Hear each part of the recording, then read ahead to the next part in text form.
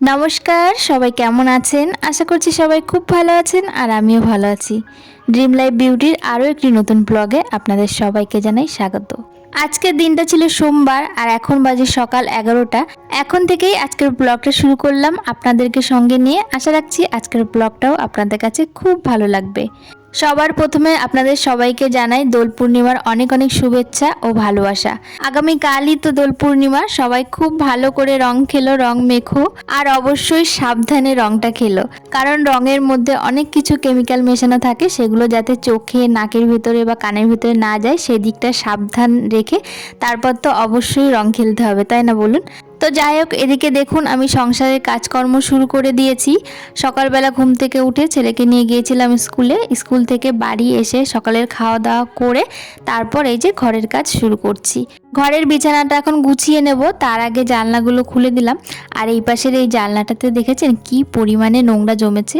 আমাদের এই পাশটাতে একটা নিম গাছ আছে, আর এখন যেহেতু বসন্তকাল আর এই সময় তো গাছের সমস্ত পুরনো পাতা ঝরে নতুন পাতা গজায়, আর গাছটা পরে যখন পাতাগুলো গজিয়ে যায় তখন গাছগুলো দেখতে কিন্তু একদম সবুজ, ভীষণ সুন্দর লাগে দেখতে। আর এদিকে একটা নিম গাছ আছে, নিম গাছের সমস্ত পাতাগুলো ঝরে ঝরে পড়ছে অনেক দিন ধরেই। আর এই পাশে যেহেতু জানলা আর এদিক দিয়ে হাওয়া হয়, তো ওই হাওয়াতে না জানলার উপর প্রচণ্ড নিম পাতা একদম ভরে যায়।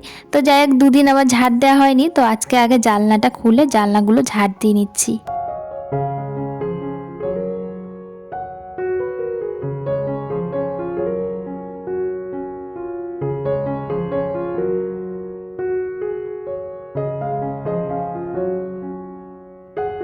এখন তো ভালোই গরম পড়েছে, দিনের বেলাতে তো বেশ গরম লাগছে, তবে ওই ভোরের দিকটাতে আর সন্ধ্যার দিকটাতে একটু ঠান্ডা ঠান্ডা লাগে। তো সেই জন্য না একটা কম্বল আমি উঠিয়ে রেখেছি, কম্বল গায়ে দেওয়ার মতন এখন সেই অবস্থা আর নেই, কম্বল গায়ে না দিলেও চলে। তো অনেকে তো ফ্যানও চালায়, তবে ফ্যান আমার এখনও পর্যন্ত চালাতে হয়নি, তো কম্বলও গায়ে দিতে হয় না। তবু একটা কম্বল না একটুখানি উঠিয়ে রেখেছি, এখনও কাচিনি, শুধুমাত্র রোদে দিয়ে উঠিয়েছি, কদিন বাদে তারপর কেচে দেবো। আর আমি কম্বল সবসময় বাড়িতে কিন্তু নিজেই কাচি, দোকানে দিই না, বাড়িতে একদম ইজি দিয়ে সারা রাত ভিজিয়ে রাখি, তারপর ভোরবেলার দিকে কম্বল কেচে দিই। তো যাই হোক, এদিকে দেখুন কম্বলটা তো উঠিয়ে রেখেছি, কদিন পরে কাচবো। আগে শীতের যত জামা কাপড় আছে সেগুলো একদম কেচে উঠিয়ে রাখবো, তারপর কম্বল দুটো কাচবো। বিছানা গুছিয়েছি, তারপর কিছু জামা কাপড় ছিল সেগুলো গুছিয়ে রাখলাম।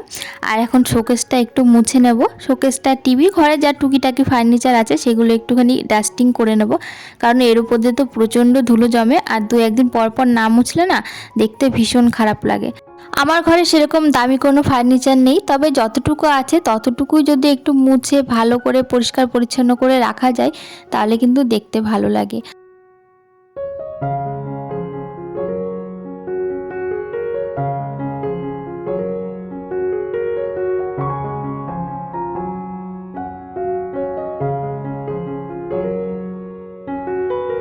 শোকেসটা মুছে নিয়েছি, এবার টিভিটা একটুখানি মুছে নেব, তারপর বাসি ঘরটা ঝাড় দিয়ে নেব। ঘর একবার মাসি ঝাড় দিয়ে গেছে, তো এখন যেহেতু বিছানাটা গোছালাম, তারপর শোকেসটা একটুখানি মুছলাম। এগুলো মোছামুছি করার পর না আবার যেন মেঝেটা একটু ধুলো ধুলো লাগে, তো সেই জন্য আমি আবার ঘরটা ভালো করে ঝাড় দিয়ে নেব। ছেলে ওদিকে বাইরে খেলাধুলা করছে, আর ওকে ঠিক 12টার সময় একদম স্নান করিয়ে দেবো ফল খাইয়ে, তারপর ওকে একটু ঘুম পাড়িয়ে দেবো। আর যেহেতু আজকে সকাল সকাল উঠে স্কুলে গেছে, আজকে যদি একটু ঘুম পাড়াই তাহলে ঘুমাবে, নাহলে অন্যদিন কিন্তু দেরি করে ঘুম থেকে ওঠে আর দুপুরের দিকে ঘুমোতেই চায় না। তবে এখন এই যে ঘরটা গুছিয়ে তারপর ওকে ঘুম পাড়িয়ে তারপর আমি দুপুরে রান্নাটা করতে যাব। তাহলে কি বলুন তো, ছেলে ওই রাস্তা দিয়ে দৌড়াদৌড়ি করবে না, আর আমি নিশ্চিন্তে রান্নাটাও করতে পারবো। আর আমার রান্না শেষ হতে হতে ওর ঘুমটাও কমপ্লিট হয়ে যাবে। বিকালবেলার দিকে আবার ওর পড়া থাকে, তো ঠিক মতো পড়তে যেতে পারবে। আর সকালবেলা উঠলে না আর দুপুরবেলা একটুখানি না শুয়ে নিলে শরীরটা না কেমন একটা ম্যাচ ম্যাচ করে, আমার ক্ষেত্রে বলুন আর ছেলের ক্ষেত্রে বলুন, দুজনেরই তাই।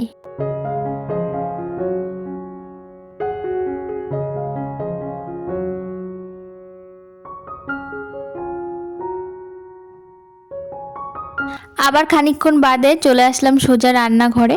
এখন ওই 12:30 মতো বাজে, দুপুরে রান্না শুরু করব। ছেলেকে ওদিকে স্নান করিয়ে ফল টল খাইয়ে একদম ঘুম পাড়িয়ে দিয়েছি মশারি টান দিয়ে, কারণ আমাদের এখানে না প্রচণ্ড মশা, দিনের বেলাতেও মশা ঘরে ঢুকে যায় আর মশা কামড়ালেতে ওর ঘুমটা ভেঙে যাবে, তো সেই জন্য একেবারে মশারি টানিয়ে ভালো করে ঘুম পাড়িয়ে রেখে এসেছি। আর আজকে বাড়িতে এনেছে চিকেনের জন্য একটুখানি মশলা করে নিচ্ছি। সমস্ত কিছু কাটাকুটি হয়ে গেছে। আর এদিকে দেখুন জিরে আর ধনেটা না আমি মিক্সিতে একটুখানি পেস্ট করে নিচ্ছি। জিরে ধনেটা জানেন তো মিক্সিতে খুব ভালো পেস্ট হতে চায় না, তো সেই জন্য এই যে আধা পেস্ট করে আমি আলাদা একটা বাটিতে উঠিয়ে রাখছি, মানে এটা আবার হাতে শিলনোড়াতে ভালো করে বেটে নেব। মিক্সিতে একটুখানি ঘুরিয়ে নিলাম, তাহলে আমার হাতে বাটতে একটু সুবিধা হবে। আর আদা রসুন লঙ্কা এগুলো সুন্দর পেস্ট হয়ে যায়, ওগুলো আর হাতে বাটার দরকার পড়ে না। তো এদিকে দেখুন এই যে আধা মতো পেস্ট করে নিয়েছি, আর এদিকে রসুন দিয়ে দিচ্ছি। আর রসুনটা একটু বেশিই যায় চিকেনে, আর আদাটা একটু কম দেব। তো যাই হোক ভালো করে পেস্ট করে নিচ্ছি, তারপর রান্নাটা শুরু করব।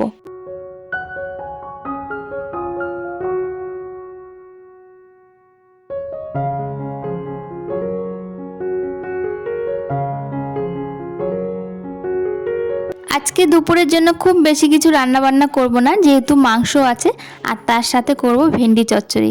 যেদিনকে বাড়িতে মাংস হয় তার পাশাপাশি তেমন কিছু লাগে না, তবে আমাদের তো লাগে না, আমার ছেলের বাবার কারোরই লাগে না, তবে যেহেতু মা আছে ছোটদা আছে ওদের লাগে, ওরা মাংসটা খুব একটা পছন্দ করে না। আর আমাদের বাড়িতে না মাংসটা খুব কম রান্না হয়, মাছটাই বেশি হয়।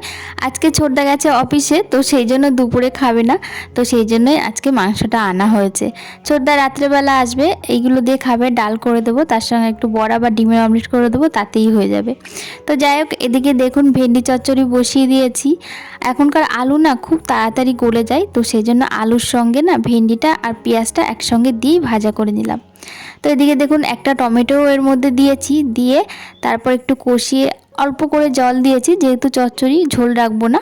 আর একটুখানি সর্ষে বাটা দিয়ে দিয়েছি, দিয়ে এবার নাড়িয়ে চাড়িয়ে শুকনো শুকনো করে তারপর নামিয়ে নেব। খুব তাড়াতাড়ি কিন্তু ভেন্ডি চচ্চড়িটা হয়ে যায়।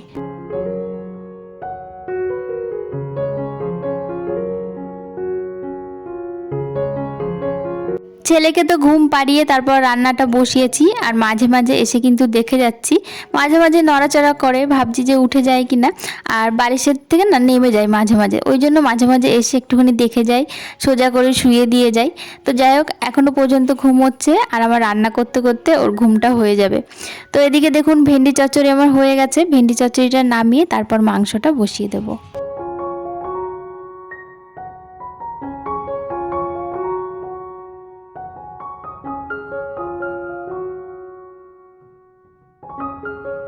মাংসের আলুটা আমি আগেই ভেজে নামিয়ে রেখেছি, আর এবার কড়াইতে তেল দিয়েছি, তার মধ্যে তেজপাতা জিরে দিয়েছি, দিয়ে বেশ খানিকটা পেঁয়াজ একদম লাল লাল করে ভেজে নিয়েছি।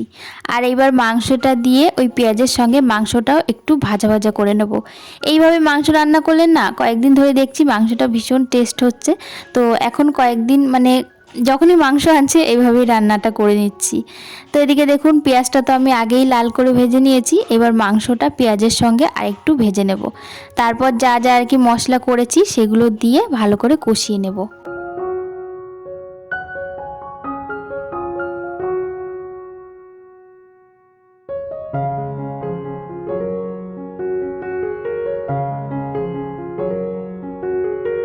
আদা রসুন কাঁচা লঙ্কা পাকা লঙ্কা বাটা দিয়েছি, আর এই যে জিরে আর ধনেটা কিন্তু আমি হাতে আবার সুন্দর করে বেটে নিয়েছি।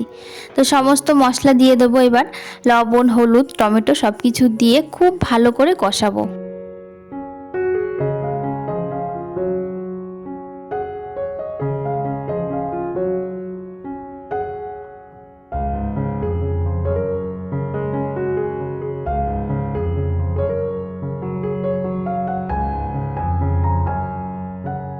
মাংস এদিকে আমার অর্ধেকের বেশি কষানো হয়ে গেছে, আর এই সময়ে ভেজে রাখা আলুগুলো দিয়ে দিলাম। খুব বেশি ঝোল তো পরে আর দেবো না, কারণ অল্প ঝোল দেবো, তো সেই জন্য আলুটা যাতে খুব ভালো করে সেদ্ধ হয়ে যায় ওই জন্য আলুটা এই পর্যায়ে দিয়ে দিলাম। দিয়ে এবার খুব ভালো করে আলুর সাথে মাংসটা কষিয়ে নিয়েছি। আর এই কষা মাংস কিন্তু বেশ খানিকটা তুলে রাখবো, কারণ ছেলে আগের থেকেই বলে রেখেছে মা আমার জন্য লাল লাল করে কষা মাংস তুলে রাখবে, আমি ভাত দিয়ে খাবো। ও ওর বাবা এমনকি সবাই কষা মাংস খেতে খুব পছন্দ করি, তো সেই জন্য একটু বেশি করে কষা মাংস তুলে রাখবো। দেখবেন ঝোলের মাংস দিয়ে খেলে একরকম, আর কষা মাংস গরম ভাতে খেলে কিন্তু তার অন্যরকমই স্বাদ, মানে সেই স্বাদের তুলনাই হয় না। তো যাই হোক, এদিকে কষা মাংস কিছুটা তুলে রেখে তারপর এক সাইডে কিন্তু আমি গরম জল বসিয়ে দিয়েছি। গরম জল দিয়ে তারপর ফুটিয়ে নেব।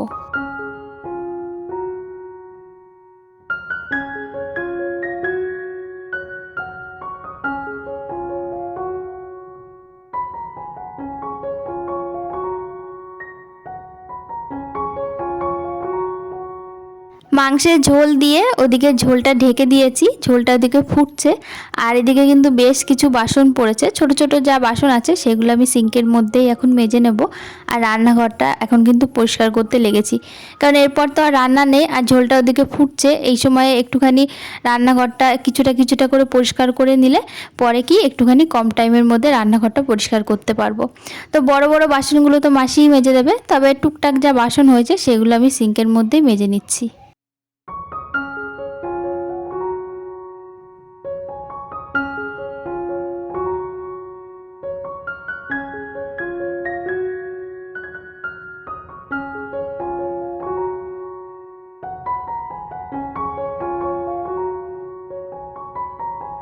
এদিকে আমার মাংসটা হয়ে গেছে, আর গরম মশলা বেটে নিয়েছি। গরম মশলাটা দিয়ে এবার মাংসের ঝোলটা নামিয়ে নেব। এখন কিন্তু ওই 2:15 মতো বাজে, আমার রান্না বান্না কমপ্লিট হয়ে গেছে। এরপর রান্নাঘরটা পরিষ্কার করে নেব, আর 15 মিনিট মতো লাগবে। তারপর ছেলেকে ঘুম থেকে উঠিয়ে তারপর ওকে খাইয়ে দেব। আর আজকে দুপুরে রান্না বান্নার ফাইনাল লুকটা আপনাদের সঙ্গে দেখিয়ে দিই। তো এখানে তো মাংস আমি নামিয়েই নিয়েছি, আর এখানে রয়েছে কষা মাংস ঢেকে রেখেছি, আর রয়েছে সর্ষে বাটা দিয়ে ভেন্ডি চচ্চড়ি। মা ভেন্ডি চচ্চড়ি আমার থেকেও খুব ভালো করে, তো সেটা দেখেই আমি করেছি। তো যাই হোক, চলুন এবার রান্নাঘরটা পরিষ্কার করে নিই। আর রান্নাঘর পরিষ্কার করার পরে তারপর ছেলেকে ঘুম থেকে উঠিয়ে ওকে খাইয়ে দেব। আর আজকের ব্লগটা এখানেই শেষ করছি। আজকের ব্লগটা আপনাদের কাছে কেমন লাগলো অবশ্যই কমেন্টের মাধ্যমে জানাবেন।